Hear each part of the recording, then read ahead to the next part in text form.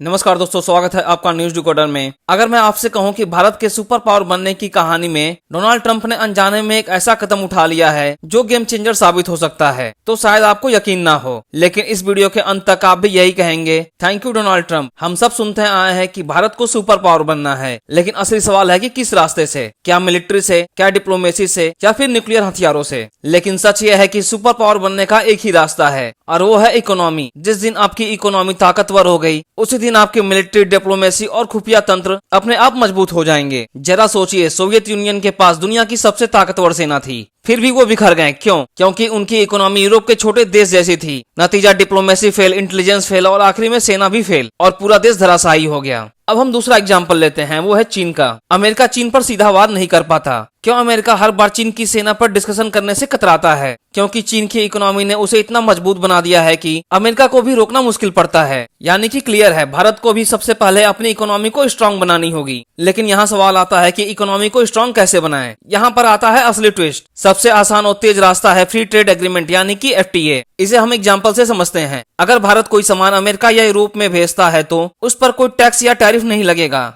और यही होता है फ्री ट्रेड एग्रीमेंट। अब जरा सोचिए, अगर भारत को अमेरिका और यूरोप की फ्री मार्केट का एक्सेस मिल जाए तो क्या होगा? और इनकी मार्केट 55 से 60 ट्रिलियन डॉलर की है। इतनी विशाल मार्केट अगर भारत के लिए खुल जाए तो हमारी इकोनॉमी कितनी गुना बढ़ जाएगी, सोचकर ही रोमांच होता है। इसीलिए भारत के लिए दो अहम डील करना जरूरी है। पहला है अमेरिकन फ्री ट्रेड एग्रीमेंट और दूसरा है European union free trade agreement. लेकिन यहाँ एक और पेंच है, अमेरिका के साथ FTA का सपना फिलहाल दूर है, क्योंकि वहाँ डोनाल्ड ट्रंप बैठे हैं और वो उल्टा टैरिफ लगा रहे हैं। तो बचता है यूरोपियन यूनियन। यूरोप की कंज्यूमर मार्केट अकेले 30 ट्रिलियन डॉलर की है, हमारे GDP से लगभग 8 गुना बड़ी। यानी वहाँ का हर कंज्यूमर भारत की कंपनियों के लिए सोने की खान है। अब तक भारत और यूरोपियन यूनियन के बीच FTA की बातचीत 2015 से चल रही थी। सोचिए, पूरे 10 साल हो गए, लेकिन डील आगे बढ़ने का नाम नहीं ले रही थी। यूरोप बार बार छोटी छोटी बातों पर अटक जाता था। अब आप सोच रहे होंगे, तो फिर ऐसा अचानक से क्या हुआ कि वही यूरोप अब तेजी से डील करना चाहता है? तो यहाँ एंट्री होती है डोनाल्ड ट्रंप की। असल कहानी यहाँ से शुरू होती है। कुछ महीने पहले ट्रंप ने यूरोप के साथ एक डील की। उसमें तय हुआ कि दोनों एक दूसरे के सामान पर टैरिफ नहीं लगाएंगे। सब कुछ ठीक लग रहा था, लेकिन अचानक ट्रंप ने क्या किया? उन्होंने धोखा दे दिया। ट्रंप ने कहा कि अमेरिका का सामान यूरोप में जाएगा तो उस पर कोई टैरिफ नहीं लगेगा, लेकिन अगर यूरोप का सामान अमेरिका में आता है तो उस पर 15% का टैरिफ देना कंपलसरी होगा। तो सोचिए यूरोप के नेताओं पर क्या बीती होगी। उन्होंने खुद को ठगा हुआ महसूस किया। यही नहीं, यूक्रेन युद्ध जैसे मुद्दे पर भी ट्रंप ने यूरोप को कोई खास अहमियत नहीं दी, और उसका रिजल्ट ये हुआ कि यूरोप को अचानक समझ आ गया कि वो सारे अंडे एक ही बास्केट में डाल चुका है, और अमेरिका भरोसेमंद पार्टनर नहीं रहा, और आगे चल के वो बुरी तरह से फंस सकते हैं। तो ऐसे में यूरोप को चाहिए था एक नया स्ट्रेटेजिक पार्टनर। लेकिन कौन? चाइना, जो कि पॉसिबल नहीं है, क्योंकि चीन डिक्टेटरशिप है और कभी भी भरोसेमंद नहीं है। यूरोप को चाहिए एक बड़ा, ताकतवर और डेमोक्रेटिक देश, और ये रोल सिर्फ भारत ही निभा सकता है। भारत की कंज्यूमर मार्केट पहले से ही ह्यूज है, और हमारा मिडिल क्लास तेजी से बढ़ रहा है। मतलब आने वाले सालों में यूरोपियन सामान की मांग भारत में और ज्यादा होगी। तो ऐसे में अगर भारत और यूरोप का FTA हो जाता है तो दोनों तरफ फायदा ही फायदा होगा, और ऐसा लगता है कि यह डील फाइनल भी हो जाएगी। और यही वजह है कि हाल में ही यूरोपियन यूनियन की प्रेसिडेंट ने प्राइम मिनिस्टर मोदी से बातचीत की। उन्होंने साफ कहा कि इस साल के अंत तक FTA फाइनल हो जाएगा। अब जरा सोचिए, जो डील 10 साल से अटकी हुई थी वो अब 6-7 महीने में पूरी हो सकती है। और इसके पीछे का सबसे बड़ा कारण कौन है? वो है डोनाल्ड ट्रंप। तो इसके लिए भारत का मतलब क्या है? अगर ये FTA साइन हो गया तो भारत को मिलेगा पूरे यूरोपियन मार्केट का फ्री एक्सेस, GDP ग्रोथ में जबरदस्त उछाल,